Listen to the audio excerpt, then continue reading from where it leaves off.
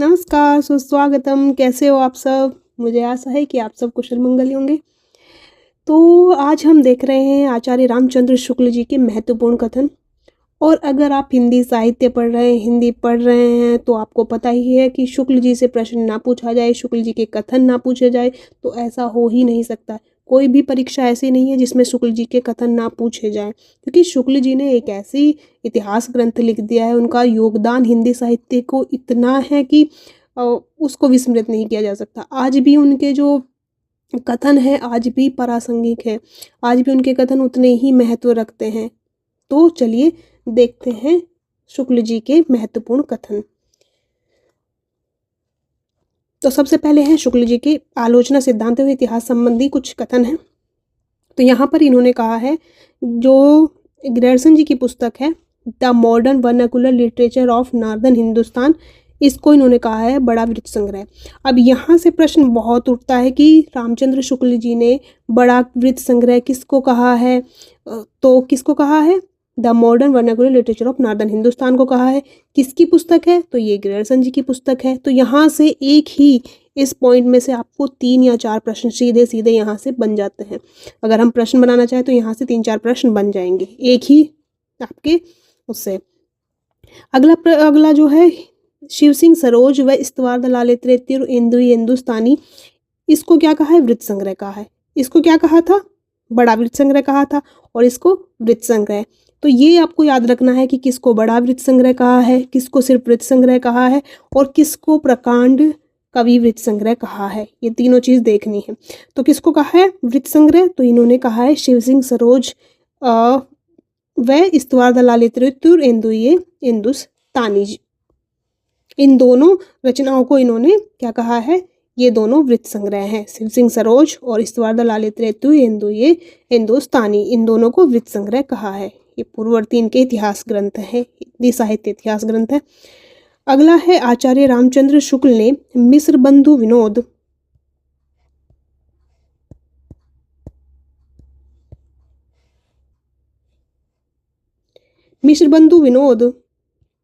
क्यों नहीं चल रही है? मिस्र बंधु विनोद पुस्तक को बड़ा भारी कवि वृत्त संग्रह कहा है या प्रकांड कवि वृत्त संग्रह कहा है। अब यहाँ से कैसे पूछा जा सकता है कि रामचंद्र शुक्ल जी ने मिस्र बंधु विनोद की पुस्तक को क्या कहा है?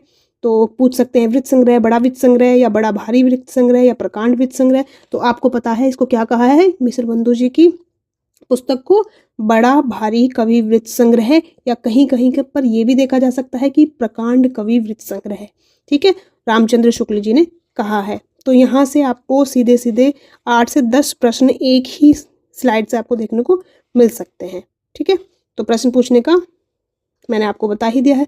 अगला जो आपका पॉइंट है वो हो सकता है कि मिश्र बंधुओं को इन्होंने क्या कहा है? परिश्रमी संकलनकर्ता कहा है। अब प्रश्न कैसे पूछा जा सकता है परीक्षा में कि परिश्रमी संकलनकर्ता रामचंद्र शुक्ल जी ने किसको कहा है? रामचंद्र शुक्ल जी ने परिश्रमी संकलनकर्ता किसको कहा है? तो किसको कहा है? मिश्र बंधुओं को कहा है। इन्होंने क्रोचे के अभिव्यंजनावाद व कुंतक के वक्रोक्तिवाद का तुलनात्मक विवेचन करके अभिव्यंजनावाद का विलायती उत्थान कहा है। इन्होंने क्रोचे का क्या था? अभिव्यंजनावाद था, और कुंतक का क्या था? वक्रोक्तिवाद। कुंतक का वक्रोक्तिवाद और क्रोचे का अभिव्यंजनावाद, इन दोनों का तुलनात्मक विवेचन किया, और इन्होंने क्या बताया कि ये जो अभिव्यंजनावाद है ये क्या है?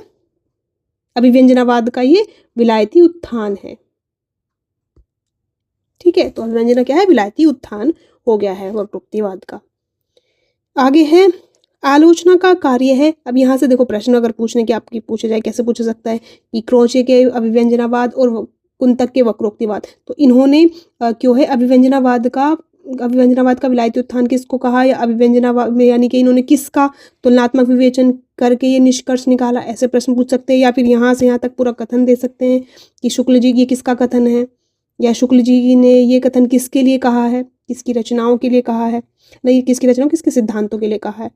आगे है आलोचना का कार्य है किसी साहित्यिक रचना की अच्छी तरह परीक्षा करके उसके रूप गुण अर्थव्यवस्था का निर्धारण करना।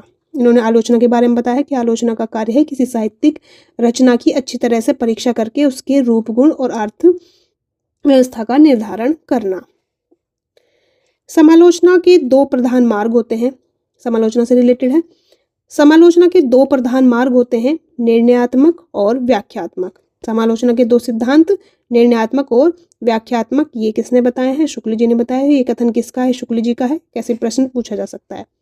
आगे है, हिंदी आलोचना को साहित्यिक रूप, हिंदी आलोचना का साहित्यिक रूप आचार्य शुक्ल ने प्रदान किया था। हिंदी आलोचना को साहित्यिक रूप किसने दिया है? आचार्य रामचंद्र शुक्ल जी ने दिया है। ये इनका इस हिंदी साहित्य को मतलब हिंदी साहित्य के लिए इनका योगदान है कि इन्होंने हिंदी आलोचना को बोला है कि आलोचना भी एक साहित्यिक विधा जैसी ही है। अब आगे, अब बहुत महत्वपूर्ण जो है आपका प्रश्न, यहाँ से मुझे तो नहीं लगता कि कोई परीक्षा छूटी होगी कि ये कथन ना पूछा जाए, सीधा सीधा यहीं से उठा के, कि प्रत्येक देश का साहित्य वहाँ की जनता की चित्तवृत्तियों का संचित प्रतिबिंब होता है। कथन किसका है? तो किसका है? रामचंद्र शुक्ल जी का है। इसको तो आप रट लीजिए, आंख बंद करके भी आपको शुक्ल जी दिखाई दे तो ये कथन दिखाई देना चाहिए कि प्रत्येक देश का साहित्य वहाँ की जनता की चित्तवृत्तियों का संचित प्रतिबिंब होता है। शुक्ल जी ने रस को हृदय की मुक्तावस्था कहा है। तो शुक्ल जी रस को क्या मानते हैं? हृदय की मुक्तावस्था मानते हैं। यहाँ से सीधे सीधे पॉइंट देकर आपसे प्रश्न पूछा जा सकता है। आगे है, जिस प्रकार आत्मा की मुक्तावस्था ज्ञान दशा कहलाती है, उसी प्रकार हृदय की मुक्तावस्था रस दशा कहलाते हैं। हृदय की इसी मुक्ति की साधना के लिए मनुष्य की वाणी जो शब्द विधान करती है उसे कविता कहते हैं। ये पूछा जा सकता है ये कथन किसका है, या आपका कविता को लेकर ये कथन किसका है, ये पूछा जा सकता है। ठीक है, यहाँ से आपका शोर भी पूछा सकता है कि जिस प्रकार आत्मा की मुक्तावस्था ज्ञान दशा कहलाती है, उसी प्रकार हृदय की मुक्तावस्था रस दशा कहलाती है। यहाँ तक भी कई बार पूछा जाता है। ठीक है, पूरा आपको याद होना चाहिए, ये भी बहुत मोस्ट इम्पोर्टेंट है ये। ठीक है, सारे ही महत्वपूर्ण हैं लेकिन ये सबसे ज़्यादा महत्वपूर्ण है, और ये जो मैंने संकलन किया है ये भी महत्वपूर्ण कथनों का ही संकलन है। तो महत्वपूर्ण में भी बहुत ज़्यादा महत्वपूर्ण एक अलग ही बात है। आगे है, कविता का उद्देश्य हृदय को लोक सामान्य की भावभूमि पर पहुंचा देना है। किसका कथन है? शुक्ल जी को पढ़ रहे हैं तो शुक्ल जी का है। ठीक है, और ये वाला कथन, बैर क्रोध का आचार्य मुरब्बा है। बैर क्रोध का आचार्य मुरब्बा है, किसने कहा है? शुक्ल जी का कथन है। यदि प्रेम स्वप्न है तो श्रद्धा जागरण है, शुक्ल जी का कथन है। कविता क्या है से? अब है आदिकाल से संबंधित कुछ महत्वपूर्ण कथन। सबसे पहले काल विभाजन को लेकर है इनके कथन। हिंदी साहित्य का आदिकाल संवत 1050 से लेकर संवत 1375 तक, अर्थात ये तो आपको याद ही रखना है कि कितने समय से कितने समय तक है। इन्होंने मेन चीज़ क्या है ये भी याद रखनी है, संवत इन्होंने बताया है। ठीक है, संवत याद रखना है। अब इसमें देखो संवत याद रखना है और किस संवत से किस संवत तक इन्होंने बताया है। तो आदिकाल का समय कब से बताया है? 1050 से 1375 संवत तक। ठीक है, और अगर इनका एक कथन भी है कि महाराजा भोज के समय से लेकर हमीर देव के समय के कुछ पीछे तक। ये दोनों ही महत्वपूर्ण है, समय को लेकर भी और ये वाला भी कि समय कैसे बताया उन्होंने, किस जो है व्यक्ति विशेष को महत्व देकर बताया। तो किससे? महाराजा भोज के समय से लेकर हमीर देव के समय के कुछ पीछे तक माना है आदिकाल। अब भाषा की स्थिति को लेकर है, जब तक भाषा बोलचाल में थी तब तक वह भाषा या देश भाषा ही कहलाती रही।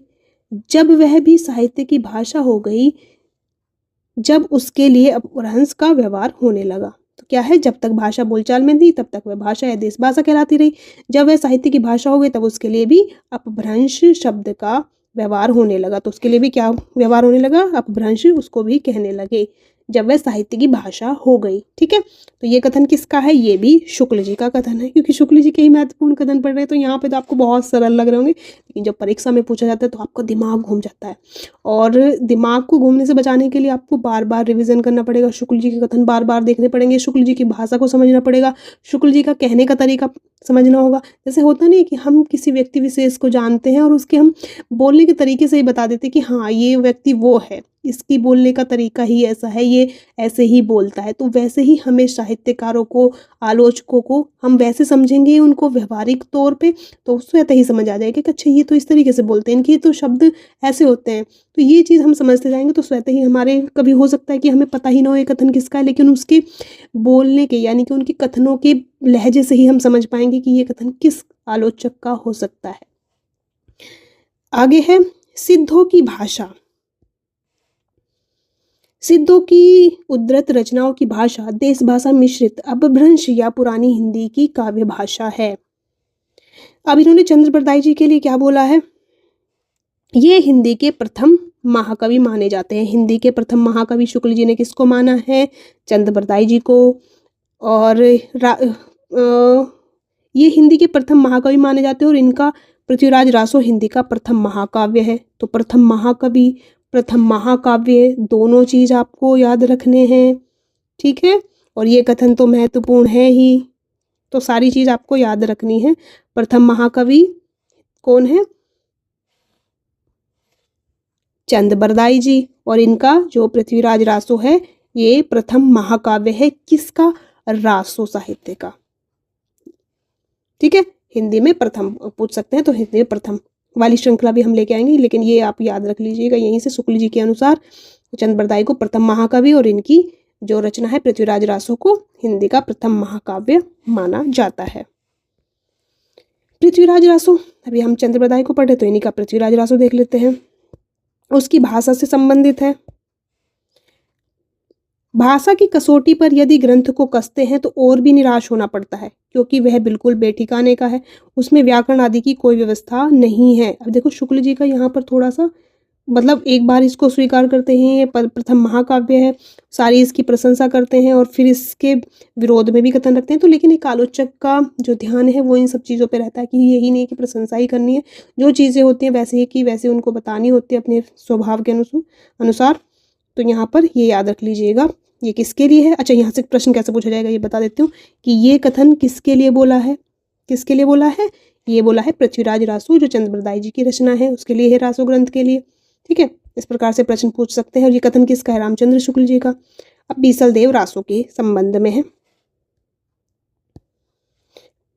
वीर गीत के रूप में हमें सबसे पुरानी पुस्तक, वीर गीत के रूप में हमें सबसे पुरानी पुस्तक बीसल देव रासो मिलती है। वीर गीत के रूप में रामचंद्र शुक्ल जी को कौन सी पुस्तक मिलती है, बीसल देव रासो मिलती है। बीसल देव रासो में काव्य के अर्थ में रसायन शब्द बार बार आया है, अतः हमारी समझ में इसी रसायन शब्द से होते होते रासो हो गया होगा। अब यहाँ पर रासो शब्द की उत्पत्ति को लेकर जो बोलते हैं ना कि कथन रामचंद्र शुक्ल जी ने कि रासो की उत्पत्ति कैसे स्वीकार की है, तो ये बीसल देव रासो में ही आ गया था कि इन्होंने क्या किया है, रसायन शब्द का प्रयोग बार बार आया है और इसी से बोल रहे हैं शुक्ल जी की मेरी समझ में ये आता है कि इसी रसायन से होते हुए रासो हो गया होगा। तो यहाँ पर सबसे पहले ये है कि वीर गीत के रूप में सबसे पुरानी पुस्तक बीसल देव रासो है। बीसल देव रासो में काव्य के अर्थ में रसायन शब्द बार बार आया है, अतः हमारी समझ में इसी रसायन शब्द से होते हुए रासो हो गया होगा। ये भी कथन शुक्ल जी का है, ठीक है। भाषा की परीक्षा करके देखते हैं तो वह साहित्यिक नहीं है, राजस्थानी है। बीसल देव रासो की भाषा कैसी मानी है, राजस्थानी मानी है, साहित्यिक नहीं मानी है शुक्ल जी ने। अब विद्यापति को लेकर कथन है। आचार्य शुक्ल और डॉक्टर रामकुमार वर्मा ने विद्यापति को शुद्ध श्रृंगारी कवि माना है। विद्यापति के पद अधिकतर श्रृंगार के ही हैं। विद्यापति के अधिकतर पद कैसे हैं, श्रृंगार के ही हैं, जिनमें नायक और नायिका का राधा कृष्ण है, या नायक नायिका रूप में कौन है, राधा कृष्ण है। शुक्ल जी ने और रामकुमार वर्मा ने भी विद्यापति को क्या माना है, शुद्ध श्रृंगारी माना है। अब क्योंकि हम यहाँ रामचंद्र शुक्ल जी को देख रहे हैं तो पहले रामचंद्र शुक्ल की दृष्टि से समझ लेते हैं। तो रामचंद्र शुक्ल जी ने शुद्ध श्रृंगारी कवि किसको माना है, विद्यापति जी को माना है, बोला है सीधे सीधे। विद्यापति के पद अधिकतर कैसे होते हैं, श्रृंगारी होते हैं शुक्ल जी के अनुसार, जिनमें नायक और नायिका कौन है, राधा कृष्ण है। पूरे यहाँ से एक कथन है, लेकिन एक ही कथन में चार चार बातें यहाँ पर देखने को मिलते हैं, चार पांच प्रश्न यहाँ पर सीधे सीधे देखने को मिलते हैं। अब किस किस ने माना है शुद्ध श्रृंगारी कवि विद्यापति को? तो रामकुमार वर्मा ने और आचार्य रामचंद्र शुक्ल जी ने। तो ये कथन पूरा महत्वपूर्ण है और ये सारी बातें इसके अंदर की महत्वपूर्ण है जो आपको याद रखनी चाहिए। अब देखो विद्यापति से ही संबंधित ये भी कथन है। क्या बोला है? आध्यात्मिक रंग के चश्मे आजकल बहुत सस्ते हो गए हैं, उन्हें चढ़ाकर जैसे कुछ लोगों ने गीत गोविंद के पदों को आध्यात्मिक संकेत बताया है, वैसे ही विद्यापति के इन पदों को भी। तो ये किसके लिए बोला है? विद्यापति के लिए बोला है कि आध्यात्मिक रंग के चश्मे आजकल बहुत सस्ते हो गए, उन्हें चढ़ाकर जैसे कुछ लोग गीत गोविंद के पदों को आध्यात्मिक संकेत बताते हैं, वैसा ही विद्यापति के इन पदों को भी बताते हैं। ठीक है, तो ये क्या बोल रहे हैं कि ये श्रृंगारी ही है, ये भक्ति वाले नहीं हैं, आध्यात्मिकता ये नहीं होती है, भक्ति ये नहीं होती। तो शुक्ल जी ने इनको भक्त कवि मानने से इनकार कर दिया है। विद्यापति को कृष्ण भक्तों की परंपरा में न समझना चाहिए, सीधे सीधे देखो यहाँ पर मना कर दिया कि ये भक्त कवि नहीं है। आगे है भक्तिकाल। भक्तिकाल को लेकर है कथन। तो सबसे पहले है भक्ति आंदोलन। आचार्य रामचंद्र शुक्ल ने भक्ति आंदोलन को पराजित मनोवृत्ति का परिणाम और मुस्लिम राज्य की प्रतिष्ठा की प्रतिक्रिया माना है। तो शुक्ल जी ने भक्ति आंदोलन को क्या माना कि भक्ति काल कैसे आया होगा या भक्ति आंदोलन कैसे हुआ होगा? तो उन्होंने बोला है कि ये पराजित मनोवृत्ति का परिणाम है। और दूसरा क्या है? मुस्लिम राज्य की प्रतिष्ठा की प्रतिक्रिया माना है कि क्योंकि मुस्लिम साम्राज्य उस समय पर आ रहा था, तो इसी कारण ये क्या है? प्रतिक्रिया स्वरूप भक्ति आंदोलन उमड़ा था। ये इन्होंने भक्ति काल को माना है। कबीरदास को लेकर इनके कथन है। शुक्ल ने कबीर की भाषा को सदोकड़ी भाषा कहा है। और कबीर की भाषा को लेकर भी कथन बहुत पूछे जाते हैं। यहाँ से एक ही शब्द दिया जाता है कि कबीरदास की भाषा को रामचंद्र शुक्ल ने कौन सी भाषा कहा है? तो सदोकड़ी भाषा कहा है। रामचंद्र जी का ये पूरा कथन पूछ लिया जाता है कि कबीर आदि संतों को नाथ पंथियों से जिस प्रकार साखी बानी शब्द मिले, उसी प्रकार साखी और बानी के लिए बहुत कुछ सामग्री और सदोकड़ी भाषा थी। तो ये कथन भी पूछ लिया जा सकता है कि ये कथन किसका है? तो किसका है? रामचंद्र शुक्ल जी का है। आगे है कबीर दास जी से ही संबंधित। इसमें कोई संदेह नहीं कि कबीर ने ठीक मौके पर जनता के उस बड़े भाग को संभाला जो नाथ पंथियों के प्रभाव से प्रेम भाव और भक्ति रस से शून्य शुष्क पड़ता जा रहा था। ये किसका कथन है? रामचंद्र शुक्ल जी का है। और किसके संबंध में है? कबीरदास जी के संबंध में है। अगला प्रश्न है, प्रश्न बता रही हूँ। अगला जो इन्होंने कथन है किससे संबंधित है? जायसी से संबंधित है, सूफी काव्य से संबंधित ये हमारे कवि हैं।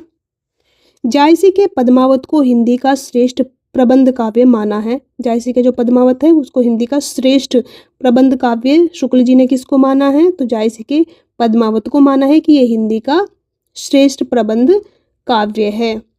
शुक्ल ने पद्मावत की कथा का पूर्वार्ध कल्पित माना है और उत्तरार्ध ऐतिहासिक माना है। तो जायसी की जो रचना है पद्मावत उसको श्रेष्ठ प्रबंध काव्य माना है। पद्मावत की कथा का जो पूर्वार्ध है उसको कल्पित माना है और उत्तरार्ध ऐतिहासिक माना है। और इन्होंने कहा है कि जायसी का विरह वर्णन हिंदी साहित्य में एक अद्वितीय वस्तु है। ये कथन सीधा सीधा पूछ लिया जाता है, ये कथन सीधा पूछ लिया जाता है, ये कथन सीधा पूछ लिया जाता है, लेकिन यहाँ से कई सारे पॉइंट्स आपके बन जाते हैं, कई सारे प्रश्न यहाँ पर बन जाते हैं। कैसे कि शुक्ल जी ने किसको हिंदी का श्रेष्ठ प्रबंध काव्य माना है? जायसी के पद्मावत को। और हिंदी का श्रेष्ठ प्रबंध काव्य किसे माना जाता है? जायसी पद्मावती, तो उल्टा ही हो जाता है। ठीक है। और जो शुक्ल जी ने पद्मावत की कथा को भागों को कैसे बताया है, यानी कि पूर्वार्ध कल्पित है और उत्तरार्ध ऐतिहासिक है, ऐसे भी पूछा जाता है। तो पूरा कथन तो महत्वपूर्ण है, लेकिन यहाँ से छोटे छोटे प्रश्न भी बन जाते हैं, वो भी आपको ध्यान देना है। आगे है सूफी काव्य से संबंधित। आचार्य शुक्ल ने सूफी कवियों की प्रेम पद्धति में प्रेम की पीर को महत्वपूर्ण माना है। सूफी कवियों की में क्या माना है? प्रेम की पीर को महत्वपूर्ण माना है। अब है कुतुबन कृत मृगावती के बारे में। इस कहानी के द्वारा कवि ने प्रेम मार्ग के त्याग और कष्ट का निरूपण करके साधक के भगवत प्रेम का स्वरूप दिखाया है। ये कथन किसका है? रामचंद्र शुक्ल जी का है। सीधे आप याद रख सकते हैं। सूरदास के संबंध में कथन है, सूरदास को जीवनोत्सव का कवि कहा तथा इसके भ्रमर गीत को ध्वनि काव्य की संज्ञा दी। भ्रमर गीत को किस काव्य की संज्ञा दी? ध्वनि काव्य की। जीवनोत्सव का कवि किसको माना जाता है? सूरदास को माना जाता है। ठीक है, ऐसे प्रश्न यहाँ पर बन जाते हैं।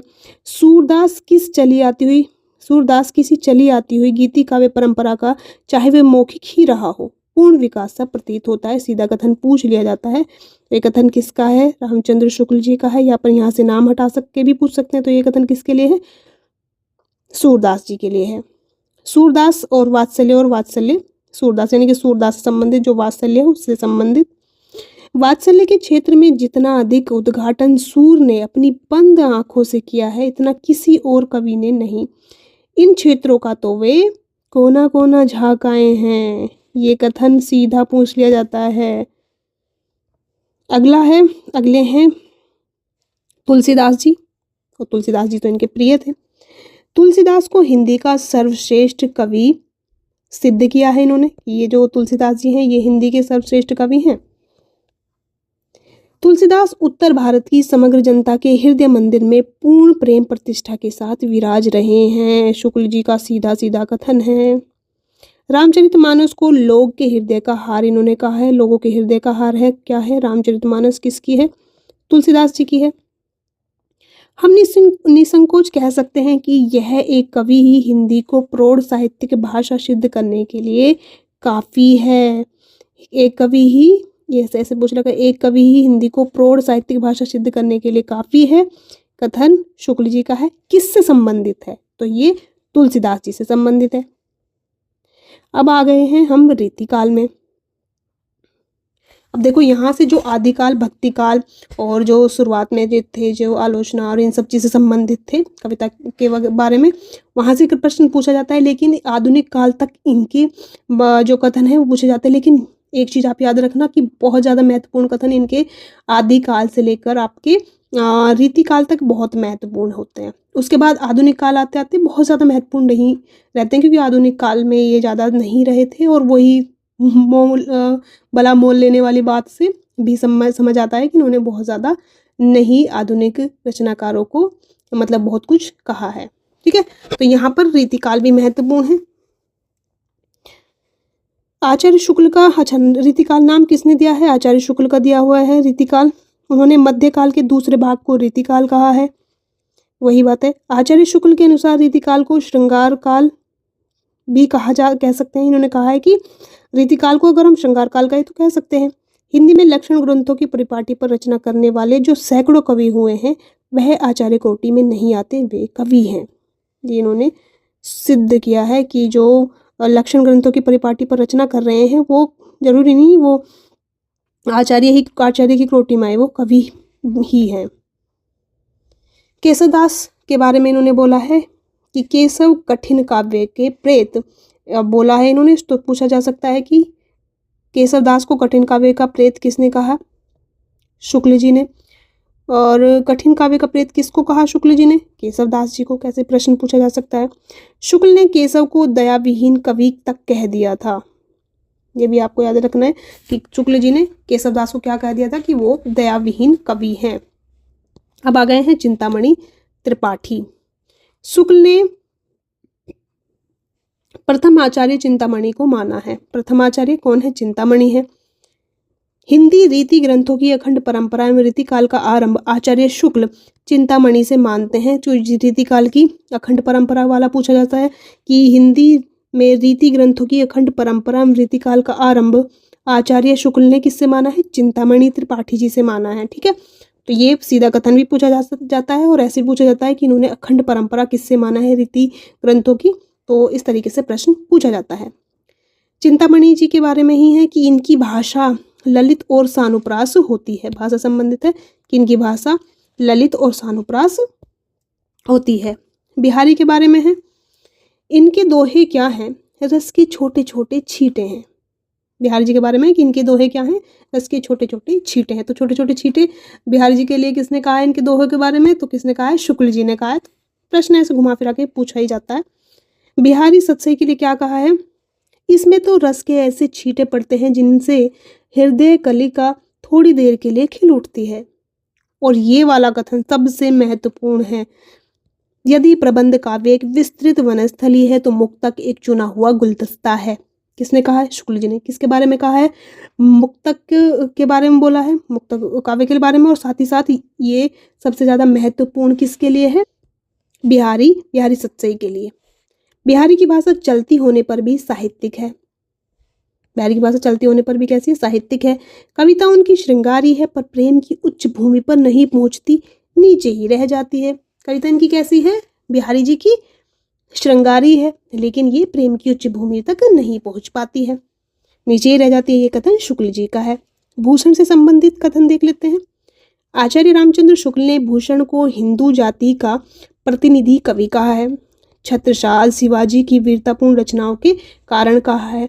किसको? भूषण को हिंदू जाति का प्रतिनिधि कहा है। किसके कारण? छत्रसाल और शिवाजी की वीरतापूर्ण रचनाओं के कारण। भूषण के वीर रस के उद्गार सारी जनता के हृदय की संपत्ति हुए। भूषण के वीर रस के उद्गार सारी जनता के हृदय की संपत्ति हुए। शुक्ल जी कथन भूषण के संबंध में है। शिवाजी और छत्रसाल की वीरता का वर्णन को कोई कवि की छोटी खुशामद कह सकता है। जो शिवाजी और छत्रसाल के बारे में भूषण जी ने लिखा है, अगर उनकी वीरता का वर्णन को कोई कवियों की झूठी खुशामद नहीं कह सकता। ये कथन किसका है? शुक्ल जी का है। घनानंद के संबंध में है। घनानंद को लाक्षणिक मूर्तिमत्ता और प्रयोग वैचित्र्य का कवि तथा साक्षात रसमूर्ति कवि कहा है।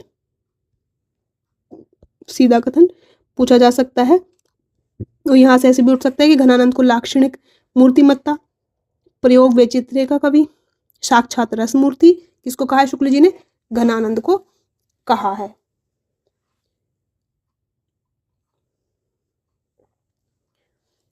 प्रेम मार्ग का ऐसा प्रवीण और वीर पथिक तथा जवादानी का दावा रखने वाला ब्रजभाषा का दूसरा कवि नहीं हुआ है।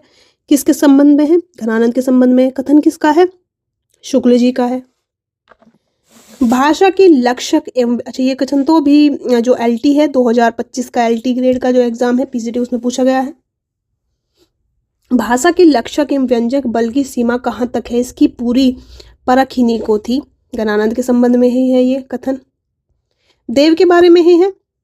ये आचार्य और कवि दोनों रूपों में हमारे सामने आते हैं। ये आचार्य और कवि दोनों रूपों में हमारे सामने आते हैं। देव कवित्व शक्ति और मौलिकता देव में खूब थी पर उनके सम्यक पूर्ण में उनकी रुचि विशेष प्राय बाधक हुई है। कथन किसके संबंध में है? देव के संबंध में है। रीतिकाल के कवियों में ये बड़े ही प्रगल्भ और प्रतिभा संपन्न कवि थे, इसमें संदेह नहीं। किसके संबंध में है? देव के संबंध में है। मतिराव से संबंधित कथन है कि इनका सच्चा कवि हृदय था। किसका? मतिराम का। किसके अनुसार है ये कथन? तो ये है रामचंद्र शुक्ल जी के। रीतिकाल के प्रतिनिधि कवियों में पद्माकर को छोड़ और किसी कवि में मतिराम किसी चलती भाषा और सरल व्यंजना नहीं मिलती। किसका कथन है? शुक्ल जी का। किसके संबंध में है? मतिराम के संबंध में है। तुलनात्मक।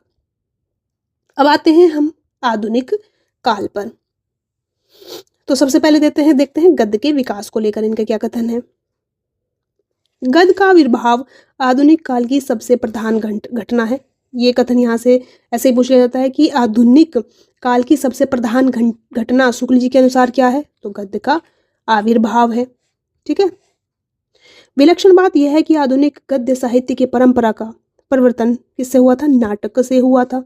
तो आधुनिक काल गद्य साहित्य की परंपरा का परिवर्तन शुक्ल जी ने किससे माना है? नाटकों से माना है। सदा सुखलाल न्याज को हिंदी गद्य का प्रवर्तक माना जाता है। सदा सुखलाल न्याज को हिंदी गद्य का प्रवर्तक माना है शुक्ल जी ने।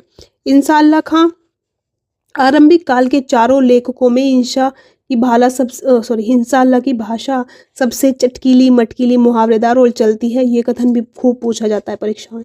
चटकीली मटकीली मुहावरेदार, ये किसका कथन है? रामचंद्र शुक्ल जी का है। किसके संबंध में कथन है? इंशाअल्लाह खां जी के संबंध में है। राजा लक्ष्मण सिंह आधुनिक काल, क्योंकि हम देख रहे हैं यहाँ से प्रश्न ऐसा नहीं आधुनिक काल से नहीं पूछा जाता, लेकिन आधुनिक काल में बहुत ज़्यादा सभी लेखकों का नहीं, क्योंकि इन्होंने उल्लेख किया है तो जितने का किया है उतनी को ही हम देखते हैं। राजा लक्ष्मण सिंह के संबंध में है, असली हिंदी का नमूना लेकर उस समय राजा लक्ष्मण सिंह ही आगे बढ़े। कथन किसका है? शुक्ल जी का। किसके संबंध में है? राजा लक्ष्मण सिंह जी के संबंध में है। भारतेंदु हरिश्चंद्र जी के संबंध में देख लेते हैं। भारतेंदु हरिश्चंद्र की भाषा को हरिश्चंद्री हिंदी कहा था। किसने कहा था? रामचंद्र शुक्ल जी ने कहा था। इससे भी बड़ा काम उन्होंने यह किया कि साहित्य को नवीन मार्ग दिखाया और वे उसे शिक्षित जनता के सहचर्य में ले आए। कथन किसका है? शुक्ल जी का है। किसके संबंध में है? भारतेंदु जी के संबंध में है। यहाँ से सीधे प्रश्न उठते हैं। अगर आप ये क्लास देख लेते हैं तो मुझे नहीं लगता शुक्ल जी के जो कथन वाले जो प्रश्न हैं वो आपसे छूटे। लेकिन अगर आपको और भी ज़्यादा डीप कथन चाहिए कि क्योंकि बहुत सारी परीक्षा में बहुत ज़्यादा गहराई से शुक्ल जी के कथन पूछे जाते हैं, तो वो भी हम संकलन लेकर आ सकते हैं, तो उसके लिए आप कमेंट कर सकते हैं। प्राचीन और नवीन का ही सुंदर सामंजस्य भारतेंदु की कला का विशेष माधुर्य है। किसके संबंध में है? भारतेंदु हरिश्चंद्र जी के संबंध में है। वे सिद्धवाणी के अत्यंत सरल हृदय कवि थे। शुक्ल जी का। भारतेंदु जी के संबंध में। प्रताप नारायण मिश्र और बालकृष्ण भट्ट से संबंधित है। आचार्य शुक्ल ने प्रताप नारायण मिश्र और बालकृष्ण भट्ट की तुलना किससे की है? एडिसन और स्टील कहा है इनको। देवकीनंदन खत्री के बारे में कथन है, पहले मौलिक उपन्यास लेखक जिनके उपन्यासों की सर्वसाधारण में धूम हुई काशी के बाबू देवकीनंदन खत्री थे। पहले मौलिक उपन्यास लेखक जिनके उपन्यासों की सर्वसाधारण में खूब धूम हुई तो वो कौन थे? बाबू देवकीनंदन खत्री थे। ये वास्तव में घटना प्रधान कथानक या किस्से हैं, इससे ये साहित्य कोटि में नहीं आते। इन्होंने देखो साहित्य कोटि में स्वीकार नहीं किया है। उन्होंने साहित्यिक हिंदी न लिखकर हिंदुस्तानी लिखी, जो केवल इसी प्रकार की हल्की रचनाओं में काम दे सकती है। इन्होंने देखो हल्की रचना बता दी है शुक्ल जी ने, तो ये हिचकिचाते नहीं। शुक्ल जी किसी से मतलब ये नहीं सोचते थे कि बोलना है तो सोचना पड़ेगा कि क्या सोच बोलेंगे, तो ये इसीलिए बोलते थे कि अपने सिर पर बला मोल लेने जैसा है, लेकिन फिर भी ये लिख देते थे। किशोरीलाल गोस्वामी इनके बारे में है, साहित्य की दृष्टि से उन्हें हिंदी का पहला उपन्यासकार कहना चाहिए। किसको? किशोरीलाल गोस्वामी जी को। शुक्ल जी के कथन है, शुक्ल जी के अनुसार है ये चीज़ आपको स्वीकार करना होगा। चंद्रधर शर्मा गुलेरी, आचार्य शुक्ल ने उसने कहा था कहानी को अद्वितीय कहानी माना है। चंद्रधर शर्मा गुलेरी की ये कहानी है, उसने कहा था। इसके पक्के यथार्थ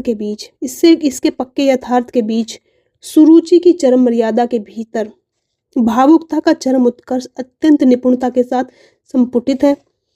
ये वाला, इसकी घटनाएं ही बोल रही हैं, पात्रों की बोलने की अपेक्षा नहीं है। कथन किसका है? शुक्ल जी का है। किसके संबंध में है? गुलेरी जी के संबंध में है। गुलेरी जी की किस रचना के संबंध में है? उसने कहा था के संबंध में है। ठीक है। महावीर प्रसाद द्विवेदी के संबंध में है। आचार्य शुक्ल ने महावीर प्रसाद द्विवेदी के लेखों को क्या कहा है? बातों के संग्रह कहा है। शुक्ल जी ने महावीर प्रसाद द्विवेदी जी को भी नहीं छोड़ा, उनको बोला कि इनके जो लेख है ना, ये बातों के संग्रह मात्र हैं। द्विवेदी जी के द्विवेदी जी के लेखों को पढ़ने से ऐसा जान पड़ता है कि लेखक बहुत मोटी अकल के पाठकों के लिए लिख रहा है। मतलब बहुत ही सीधा बोल रहे हैं कि ये मतलब बहुत उच्च श्रेणी के जो पाठक हैं उनके लिए नहीं, मतलब जो बहुत हल्की फुल्की बातें लिख रहा है, तो ये बहुत मोटी अकल के पाठकों के लिए लिख रहा है। तो ये द्विवेदी जी के लेखों के बारे में बोला था शुक्ल जी ने। गोविंद नारायण मिश्र ने के बारे में क्या है? पंडित गोविंद नारायण मिश्र के गद्य को समस्त अनुप्रासों में गुथे शब्द गुच्छों का एक अटाला समझिए। पंडित गोविंद नारायण मिश्र के बारे में बोला है ये शुक्ल जी ने। अब आ गए हैं छायावाद में, आधुनिक काल के अंतर्गत। आचार्य शुक्ल ने छायावाद को मधुचर्या कहा है। आचार्य शुक्ल ने छायावाद को विवंजनावाद का विलायती संस्करण माना है। आचार्य शुक्ल ने छायावाद को चित्रभाषा का विव्यंजना पद्धति कहा है। कथन शुक्ल जी का। किसके संबंध में? छायावाद के संबंध में। छायावाद के अर्थ के संबंध में है। छायावाद शब्द का प्रयोग दो अर्थों में समझना चाहिए। एक तो रहस्यवाद के अर्थ में, और मतलब आगे कथन है छायावाद शब्द का दूसरा प्रयोग काव्य शैली या विशेष पद्धति की व्यापक अर्थ में। ये कथन किसका है? रामचंद्र शुक्ल जी का है। और ये कथन बहुत ज़्यादा मोस्ट इम्पोर्टेंट है, ये भी बहुत पूछा जाता है परीक्षा में। हर मतलब परीक्षा में हर दूसरी मतलब ऐसा नहीं हो सकता किसी परीक्षा में ना पूछा गया हो। जितनी भी हिंदी साहित्य की परीक्षा में ये जो बहुत ज़्यादा मोस्ट इम्पोर्टेंट बता रही है, सोच लीजिए। तो मतलब आपको रटे होने चाहिए, मतलब आपको ये कथन देखते ही आपको पता चल जाए कि हाँ ये तो शुक्ल जी का कथन है। पंत को छायावाद का प्रतिनिधि कवि व प्रथम कवि मानते थे। ये किसको? पंत को। ये वाला भी बहुत मोस्ट इम्पोर्टेंट है। प्रथम कवि पंत को छायावाद का या प्रतिनिधि कवि छायावाद का किसने को माना? शुक्ल जी ने पंत को माना। जयशंकर प्रसाद के बारे में क्या बोलते हैं? आचार्य शुक्ल ने जयशंकर प्रसाद की कृति आंसू को श्रृंगारी विप्रलंब कहा है। आंसू को क्या बुक कहा है? प्रसाद जी की उसको कहा है कि ये तो श्रृंगारी विप्रलंब है। महादेव वर्मा जी के बारे में क्या कहा है शुक्ल जी ने, ये भी देख लेते हैं। छायावाद का केवल पहला अर्थात मूल अर्थ लिखकर तो हिंदी काव्य क्षेत्र में चलने वाली श्री महादेवी वर्मा ही है। इनके बारे में बोला है। मूल अर्थ लेकर कौन चलती है? महादेवी वर्मा जी। मैथिली शरण गुप्त के बारे में, मैथिली शरण गुप्त को सामंजस्यवादी कवि इन्होंने कहा है। गुप्त जी वास्तव में सामंजस्यवादी कवि हैं। प्रतिक्रिया का प्रदर्शन करने वाले अथवा मद में झूमने वाले कवि ये नहीं है। ये सामंजस्यवादी कवि है। कौन? मैथिली शरण गुप्त जी। किसका कथन है? रामचंद्र शुक्ल जी का। श्रीधर पाठक के बारे में है। श्रीधर पाठक को स्वच्छंदतावाद का प्रवर्तक इन्होंने माना है। शुक्ल जी ने स्वच्छंदतावाद का प्रवर्तक किसको स्वीकार किया है? तो ये स्वीकार किया है श्रीधर पाठक जी को। तो आज के लिए इतना ही। शुक्ल जी के ये महत्वपूर्ण कथनों का संकलन आपको कैसा लगा जरूर बताइएगा। और आपको बहुत गहराई से अगर कथन चाहिए तो वो भी आप कमेंट कर सकते हैं। बाकी अगर आपको लगे तो क्लास अच्छी लगे तो लाइक शेयर सब्सक्राइब कर सकते हैं। बाकी आज के लिए धन्यवाद, फिर मिलते हैं। बाकी और क्लासेस आप देख सकते हैं यूट्यूब चैनल पर, शॉर्ट्स भी देख सकते हैं। कोई सुझाव हो आप जरूर दे सकते हैं। आज के लिए इतना ही।